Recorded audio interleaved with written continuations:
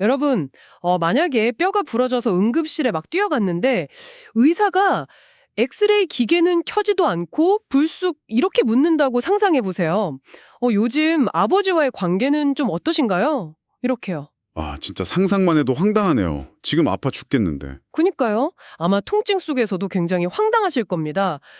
우리는 보통 뼈가 부러지면 그 하얗게 금이 간 사진을 보고 딱 떨어지는 진단을 기대하잖아요. 그렇죠. 흑백이 명확한 진단은 당장 눈에 보이니까요. 아, 여기가 부러졌구나. 깁스하면 낫겠지 하고 통제 가능하다는 안도감을 주거든요. 네네.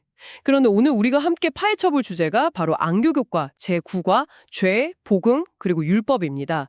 이 세 개로 들어오면 아예 이 엑스레이 기계의 전원을 뽑아버려야 해요. 맞아요. 전원을 뽑는다는 표현이 아주 적절하네요. 그 교과 서론을 보면요. 죄를 어떤 명확한 규칙 위반이나 범죄 행위로 진단을 안 하더라고요. 대신에 하나님과의 친밀한 관계를 가로막는 가장 큰 장애물이다. 이렇게 정의를 합니다. 네, 아주 중요한 포인트죠. 죄를 무슨 벌금 내고 치울 수 있는 위법 행위가 아니라 관계의 단절로 짚어낸 이유가 대체 뭘까요? 우리가 죄를 단순히 규칙 위반으로만 세팅해두면요. 마음속 깊은 곳의 부패는 그냥 둔 채로 겉으로 드러난 행동만 막 교정하려고 들기 때문입니다. 아, 겉모습만 고치려고 한다. 그렇죠. 하지만 죄의 본질적인 파괴력은 우리를 생명의 근원으로부터 고립시킨다는 데 있거든요. 누군가에게 돌이킬 수 없는 상처를 주었을 때를 한번 생각해 보세요. 아, 네, 그런 경험 다들 한 번씩은 있죠. 그 사람과 나 사이에 보이지 않는 거대한 콘크리트 벽이 생겨나는 걸 다들 경험해 보셨을 겁니다. 죄는 바로 우리와 하나님, 그리고 우리와 타인 사이에 그런 숨막히는 장벽을 세우는 거예요. 영적인 산소 공급을 아예 차단해버리는 거군요. 네, 정확합니다. 산소 밸브를 잠가버리는 거죠. 그러니까 규칙을 어긴 게 문제가 아니라 산소 호스가 뽑혀서 죽어가는 상태라는 거네요. 와, 이 산소 호스가 어떻게 서서히 뽑히는지 교과의 첫째 날, 일요일 소집항해와 유혹 파트에서 아주 흥미로운 사례로 설명하고 있잖아요. 네, 성경에서 괴력의 상징으로 불리는 삼손 이야기죠. 맞아요. 사실 삼손이 맨손으로 사자를 찢었다는 건 우리 모두 다 아는 사실인데 도대체 이 엄청난 사람이 왜 무너졌냐는 겁니다. 사람들은 보통 들릴라라는 치명적인 외부의 유혹, 즉 거창한 악이 삼손을 무너뜨렸다고 생각하기가 쉽잖아요. 네, 저도 당연히 그 여자 때문이라고 생각했거든요. 그런데 삼손을 파멸시킨 본질적인 원인은 바로 자기 과신이었습니다. 자기 과신이요? 네, 그는 자신의 특별한 능력이 자기 내면에서 나온다고 착각을 했어요. 그래서 스스로 모든 것을 통제할 수 있다고 믿었던 거죠. 아, 그러니까 근육의 힘만 믿느라 영적인 산소 호스가 막혀가고 있다는 걸 전혀 눈치채지 못했다는 거군요. 맞습니다. 선과 악의 대쟁투라는 우주적 관점에서 보면요.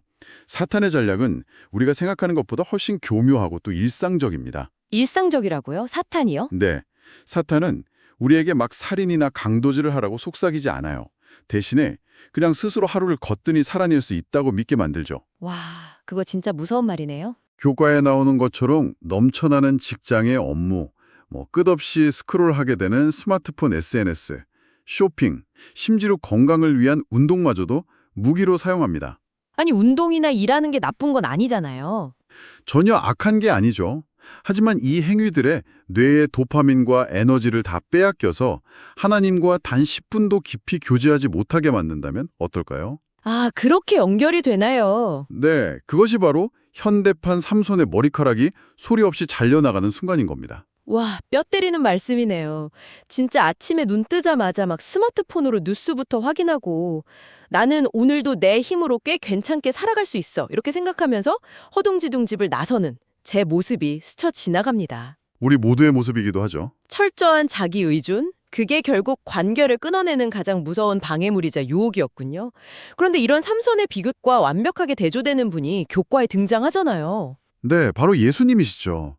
예수님의 삶의 방식은 우리에게 정말 충격적인 통찰을 줍니다. 네, 어떤 면에서 그런가요?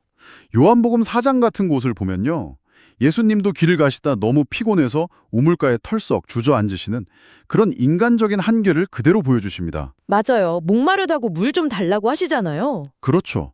하지만 유혹과 피로를 대하는 방식이 삼손과는 180도 달랐다는 게 중요합니다. 저는 예수님이 피곤하실수록 오히려 무리에서 벗어나서 한적한 곳을 찾으셨다는 대목이 참 묵직하게 다가오더라고요. 아주 예리한 포인트입니다. 하루를 감당할 힘을 자신의 내면에서 막 쥐어짜낸 게 아니라 철저하게 아버지와의 관계에서 공급받으려 하셨다는 거잖아요. 그렇습니다. 예수님은 분주함이 영적 시야를 얼마나 흐리게 하는지 너무 잘 아셨어요. 그래서 가장 바쁘고 에너지가 고갈될 때 가장 먼저 관계의 플러그를 하나님께 딱 꽂으신 겁니다. 와, 플러그를 꽂았다. 네. 철저한 자기의존으로 파멸한 삼손과 철저한 하나님 의존으로 승리한 예수님의 모습이 극명하게 대비되는 지점인 거죠. 이 자기의존이라는 병이 일상에서 우리 내면에 어떤 부작용을 일으키는지 교과의 둘째 날, 월요일 소지, 하나님과의 관계를 막는 걸림돌들이 아주 적나라하게 보여주잖아요. 맞아요. 산상수훈의 가르침을 다루고 있죠. 네, 교과를 보면 외식, 음욕, 비판, 원수 맺음, 분노 같은 감정들을 막 나열하는데요. 이런 일상의 감정들이 어떻게 관계 엑스레이에 찍히는 치명적인 종양이 되는 걸까요? 방금 나열하신 그 감정들의 밑바닥을 가만히 들여다보면요. 하나의 거대한 뿌리로 연결이 됩니다. 바로 자기중심성입니다. 자기중심성이요? 결국 또 나네요. 그렇죠. 내 의로움을 과시하고 싶은 외식, 또 타인을 나의 도구로 소비하려는 음욕, 내가 하나님의 자리에 앉아서 남을 심판하는 비판. 와, 듣고 보니 다 그렇네요. 이 모든 것은 철저하게 내 자아를 부풀리기 위해서 타인을 깎아내리는 폭력인 거거든요. 사람을 미워하고 짓밟으면서 동시에 사랑 그 자체이신 하나님과 동행한다는 건 물리적으로 아예 불가능한 모순이죠. 그런데요, 여기서 솔직히 좀 걸리는, 아니 굉장히 무서운 구전이 하나 등장하거든요. 예수님이 만일 내 오른 눈이 너로 실족하게 하거든 빼어내버리라 이렇게 말씀하셨어요. 네, 아주 유명하고 강렬한 구절이죠. 듣고 계신 여러분도 이 대목에선 숨이 좀 막히실 텐데요. 아니 아무리 죄가 나쁘다지만 눈을 뽑고 손을 자르라니요. 이건 좀 너무 가학적인 처방 아닌가요? 문자 그대로 읽으면 정말 섬뜩한 처방전처럼 보이죠. 하지만 예수님이 진짜 신체 절단을 요구하신 게 당연히 아닙니다. 휴, 다행이네요. 그럼 무슨 뜻일까요? 현대심리학과 뇌과학의 관점에서 보면 이 말씀의 깊이가 훨씬 더 선명해지는데요. 분노, 미움, 혹은 막 은밀한 정욕 같은 감정들은 우리 뇌에 강력한 도파민을 분비시킵니다. 도파민이요? 네, 중독성이 어마어마하죠. 막 내가 옳다고 주장하면서 화를 낼 때 묘하게 느껴지는 그 쾌감 같은 거군요. 맞습니다. 바로 그거예요. 그래서 이런 파괴적인 습관과 감정들을 끊어내는 것은 뇌의 신경회로를 물리적으로 뜯어고치는 것만큼이나 고통스럽습니다. 신경회로를 뜯어고친다. 혹시 환상통이라고 들어보셨나요? 팔다리가 절단된 수에도 막 거기서 고통을 느끼는 거 맞죠? 네네. 팔다리가 없는데도 뇌는 여전히 그 부위에서 끔찍한 고통을 느끼는 것처럼 내 안의 이기심과 죄를 끊어내는 의지의 굴복 과정은 정말 내 눈을 뽑아내는 것 같은 극심한 내면의 고통을 동반합니다. 자존심이 막 붕괴되는 거죠. 눈을 뽑는 고통이라는 게 내 의지를 꺾는 거 엄청난 고통을 비유한 거군요. 그렇죠. 예수님은 죄가 우리 영혼을 잠식하는 것이 얼마나 끔찍한 일인지 아셨기에 살기 위해서 암세포를 도려내는 수술의 고통을 제발 좀 감수하라고 역설적으로 호소하신 겁니다. 눈을 뽑는 고통이 따르더라도 결국 나를 살려내기 위한 외과적 수술의 과정이다. 이렇게 들으니까 오히려 예수님의 그 절박한 사랑이 팍 느껴집니다. 맞아요. 사랑의 호소인 거죠. 자, 그렇다면 내 안에 이런 치명적인 암세포나 다름없는 이기심이 자라고 있다는 걸 도대체 어떻게 진단할 수 있을까요? 셋째 날 화요일 교과에서 다루는 율법이 바로 그 진단 키트 역할을 하잖아요. 네. 율법으로 넘어가죠. 보통 율법하면 우리를 막 올가매고 감시하는 CCTV나 무거운 족쇄를 떠올리시잖아요. 네, 사탄이 가장 치밀하게 조작해놓은 프레임이 바로 그것입니다. 사판의 프레임이요? 네, 율법의 본질인 관계의 보호라는 측면을 쏙 빼버리고 율법을 숨막히는 통제 수단으로 싹 포장해버린 거죠. 그래서 교과서에 이 오해를 깨부수는 아주 기가 막힌 비유를 던져주더라고요. 율법은 우리를 구속하는 쇠사슬이 아니라 내 진짜 모습을 보게 해주는 거울이자 흐릿한 세상을 명확히 보게 해주는 안경이라는 겁니다. 정말 탁월한 비유입니다. 시력이 나쁜 사람이 안경을 쓰면 비로소 세상의 입체감과 거리가 명확해지잖아요. 그렇죠. 안경 벗으면 앞이 안 보이니까요. 마찬가지로 율법은 혼탁한 세상 속에서 무엇이 나를 살리고 죽이는지 분별할 수 있는 아주 선명한 세계관을 제공합니다. 그리고 안경보다 이 거울의 역할은 더욱 중요하죠. 거울이요? 내 모습을 보는 거울이요? 네. 아까 말씀하신 그 자기 과신에 빠진 인간은 스스로가 얼마나 깊이 병들어 있는지 절대 모릅니다. 십계명이라는 거울 앞에 딱 서야만 내 내면 깊숙이 숨겨진 이기심의 흉악한 민낯이 적나라하게 드러나는 거거든요. 거울을 들여다보니까 10계명의 첫째부터 넷째 계명은 하나님과의 관계를, 또 다섯째부터 열째는 이웃과의 관계를 비추고 있네요. 네. 전부 다 관계에 대한 이야기죠. 결국 율법이라는 건 산길의 아슬아슬한 낭떠러지 옆에 세워진 가드레일 같은 거군요. 막 이 가드레일이 내 운전의 자유를 억압한다 이러면서 화내는 사람은 없잖아요.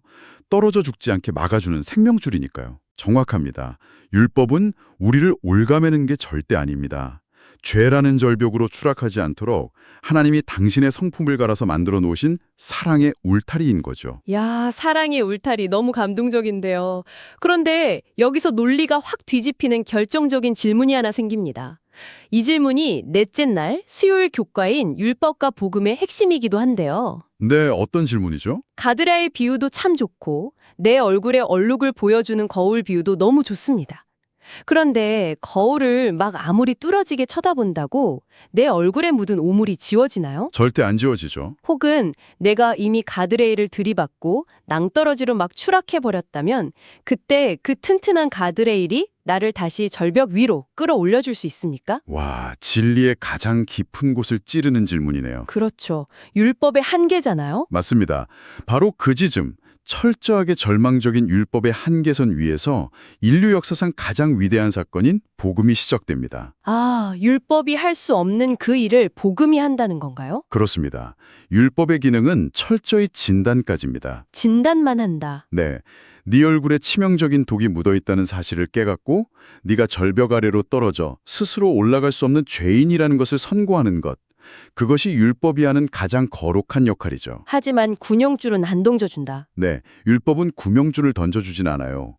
거울은 더러움을 보여주지만 씻어내는 건 결국 물과 비누의 몫이잖아요. 아, 물과 비누? 네, 내가 결코 치를 수 없는 죗값을 나를 대신해서 십자가에서 지불하시고 추락한 나를 다시 의롭다고 건져 올리시는 예수 그리스도의 은혜.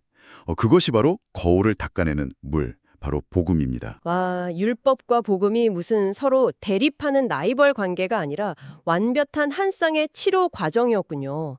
마치 진단이 정확해야 처방이 확실하게 듣는 것처럼요. 네, 그래서 교과에서 율법과 복음은 서로 받들어준다 이렇게 표현한 이유가 바로 여기에 있습니다. 서로 받들어준다. 네, 내가 율법이라는 거울 앞에서 뼛속까지 죄인임을 깊이 깨달을수록 나를 살리신 십자가 복음의 은혜가 아주 폭발적으로 다가오거든요. 진짜 그렇겠네요. 내가 얼마나 더러운지 알아야 씻어주신 은혜를 알 테니까요. 맞습니다. 그리고 그 놀라운 용서의 사랑에 감격한 사람은요, 다시는 얼굴에 오물을 묻히고 싶지 않아서, 다시는 절벽 쪽으로 차를 몰고 싶지 않아서 기쁜 마음으로 율법의 가드레일 안쪽을 아주 안전하게 주행하게 됩니다. 억지로 지키는 게 아니라요. 네, 의무감이나 두려움 때문이 아니라 오직 사랑 때문에 계명에 순종하게 되는 그런 기적이 일어나는 겁니다. 아, 성경에 사랑하면 나의 계명을 지키리라 하신 말씀이 비로소 완전히 입체적으로 이해가 됩니다. 자, 이렇게 머리로 완벽한 진단과 처방을 이해했으니 이제 진짜 삶으로 살아낼 차례잖아요. 다섯째 날 목요일 교과의 제목이 알과 행함입니다. 네, 가장 중요한 실천의 문제죠. 여기서 예수님이 마태복음 7장에 그 유명하고 뼈 때리는 경고를 하시잖아요. 나더러 주여 주여 하는 자마다 다 천국에 들어갈 것이 아니요 라고요. 네, 맞습니다. 아무리 교과 공부를 열심히 하고 막 머릿속에 지식을 꽉꽉 채러 넣어도 소용이 없다는 뜻일까요? 지식 자체가 무가치하다는 뜻은 결코 아닙니다. 다만 관계의 변화로 이어지지 않는 지식의 그 끔찍한 공허함을 지적하신 거예요. 공허함이요? 한번 생각해 보세요. 누군가에게 나는 당신의 생일, 좋아하는 음식, 성격까지 모조리 다 알고 있어. 이렇게 말하면서 정작 그 사람이 아파서 쓰러져 있을 때는 쳐다보지도 않는다면 어떨까요? 그건 사랑이 아니죠. 소름 돋네요. 그걸 지식이라고 부를 순 있어도 사랑이나 관계라고 부르진 않잖아요. 아, 맞아요. 귀신들도 하나님이 한 분이신 줄을 믿고 떤다고 했죠. 머리로 아는 것만으로는 악마의 지식과 뭐 다를 바 없다는 거네요. 네, 맞습니다. 성경이 말하는 삶은 단순한 정보의 습득이 아니라 인격적인 동행입니다. 인격적인 동행이요? 거울을 보고 얼굴이 더럽다는 걸 알았으면 물로 씻어내는 행동을 해야 진짜 아는 거예요. 순종 없는 지식은 모래 위에 지은 집처럼 결정적인 삶의 위기 앞에서 아주 형편없이 무너져 내릴 수밖에 없습니다. 네, 그래서 오늘 듣고 계신 여러분의 삶에 곧바로 적용할 수 있는 구체적인 실천 과제를 하나 제안해 드리고자 합니다. 오늘 살펴본 교과 내용을 내 삶의 단단한 반석으로 바꾸는 그런 미션입니다. 그냥 뭐 단순히 착하게 삽시다 이게 아니라 관계에 막힌 담을 허무는 아주 실질적인 행동이어야겠죠? 네, 오늘 딱 두 가지만 해보시죠. 첫째, 그 월요일 교과에서 우리의 뇌에 도파민을 분비시키는 치명적인 습관, 미움과 분노에 대해 이야기했잖아요. 네, 환상통을 일으키는 그 부분이요? 오늘 하루 나를 가장 짜증나게 하거나 꼴 보기 싫은 그 사람을 한번 떠올려 보세요. 그리고 딱 1분만 타이머를 맞추고 그 사람을 위해 기도해 보시길 바랍니다. 와, 1분 타이머요? 생각만 해도 쉽지 않은데요? 내 자존심을 꺾는 이 1분의 의지의 굴복이 관계의 장벽에 균열을 내는 시작이 될 겁니다. 그리고 둘째, 하루 중 단 한 번이라도 모든 전자기기와 방해물을 딱 10분만 끄고 조용히 눈을 감아보세요. 스마트폰 끄는 거 진짜 중요하죠? 네, 내 힘으로 다 할 수 있어 라며 막 헛발질하던 삼손의 모드를 끄고 피곤함 속에서도 아버지를 찾았던 예수님의 모드로 우리의 영적 산소호스를 다시 연결해보는 겁니다. 정말 머리로 동의하는 것을 넘어서서 이런 구체적인 의지의 굴복이 동반될 때 우리의 신앙은 진짜 능력을 발휘하게 될 것입니다. 자, 정말 쉴 새 없이 달려온 오늘의 방송을 갈무리할 시간입니다. 오늘 우리가 파헤친 독과의 요일별 핵심 흐름을 여러분의 마음속에 하나의 단단한 논리로 심어드리기 위해 싹 한번 요약해드리겠습니다. 네, 정리해 주시죠. 먼저 일요일 교과가 말한 방해와 유혹, 스스로를 과신한 삼손은 현대의 우리처럼 일상의 분주함 속에 무너졌지만 예수님은 홀로 하나님을 찾는 시간으로 영적 산소를 공급받으셨죠. 네, 맞습니다. 그리고 월요일 교과에서 짚어준 관계를 막는 걸림돌들, 죄는 단순한 규칙 위반이 아닙니다. 하나님과 이웃과의 관계를 파괴하는 치명적인 암세포이고 이를 도려내는 데는 눈을 뽑는 듯한 자아의 굴복이 필요합니다. 네, 고통스럽지만 꼭 필요한 수술이죠. 화요일 교과가 제정의한 율법, 율법은 억압의 사슬이 아니라 내 영혼의 민낯을 비추는 거울이자 나를 낭떠러지에서 보호하는 사랑의 가드레일입니다. 생명줄이죠. 수요일 교과가 보여준 율법과 복음, 거울이 얼굴을 씻어줄 수 없듯이 율법이 진단한 우리의 치명적인 절망을 구원하는 것은 오직 예수 그리스도의 십자가 복음뿐입니다. 완벽한 한상의 치료법입니다. 마지막으로 목요일 교과가 촉구한 암과 행암. 이 위대한 진리는 머릿속에 머물 때가 아니라 미워하는 자를 위해 기도하는 일상의 작은 순종으로 나타날 때 비로소 반석이 됩니다. 완벽한 요약이네요. 이렇게 정리하고 나니까요, 막 딱딱하게만 느껴졌던 죄와 율법이라는 주제가 결국은 나와 함께 살자는 하나님의 애타는 프로포즈였다는 생각이 드네요. 정말 그렇습니다.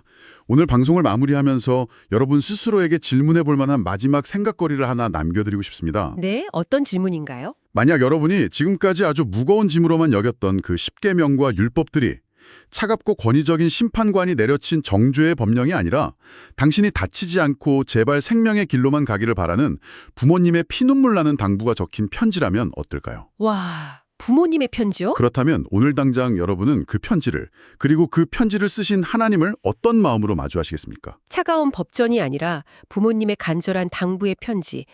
오늘 하루 종일 이 질문이 제 머릿속에서도 지워지지 않을 것 같습니다. 네, 많은 분들에게 큰 울림이 되면 좋겠네요. 정죄가 아닌 사랑의 청사진을 확인한 오늘, 여러분도 제가 제안해드린 1분의 기도와 또 10분의 멈춤의 시간을 꼭 실천해 보시면서 이 편지를 직접 읽어내려 가시기를 응원합니다. 머리의 지식이 삶의 능력으로 바뀌는 경이로운 하루가 되시길 바라며 저희는 다음 이 방송 시간에 더 깊은 통찰을 담아 찾아오겠습니다. 함께해 주셔서 감사합니다.